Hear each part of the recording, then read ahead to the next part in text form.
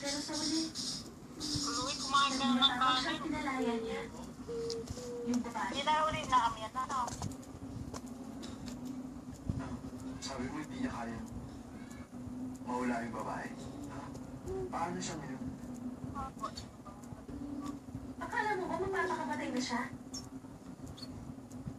Umalis siya. Pumunta siya sa malayo para makalimot.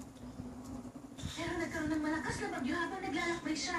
At napadpad siya sa isang island. Napakaganda ron. Nandun lahat ng rooms na kailangan niya para lumakas siya ulit.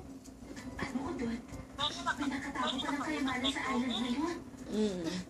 At pagkatapos nun, na-inlove siya dun sa babae nagligtas sa kanya. At sa bandang huli, naging masaya na ulit yung lalaki. Ang sabi niya sa sarili niya, napakasarap palang mabuhay. Umipod kayo sa ano? Umipod kayo pa ganon. Para kita kayo, pipicture lang to. Hindi kayo kita eh. Yan. Yan. Ala, labo. Lumabo na.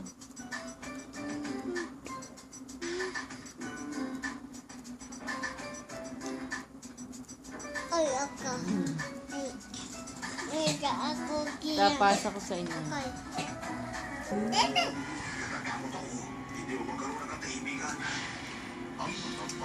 Eto lahat ng to'y di na makulay. Tulog na, baby ko.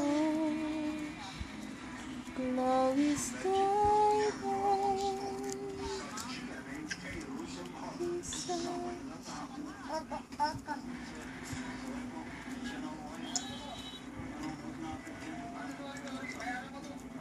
Nagsampurado kayo? Opo. Hindi. Oo. Tapos nagmais. Nag-spaghetti sana kami. Eh, may mais na. Nag-ano lang yun, yung kay ate macaroni.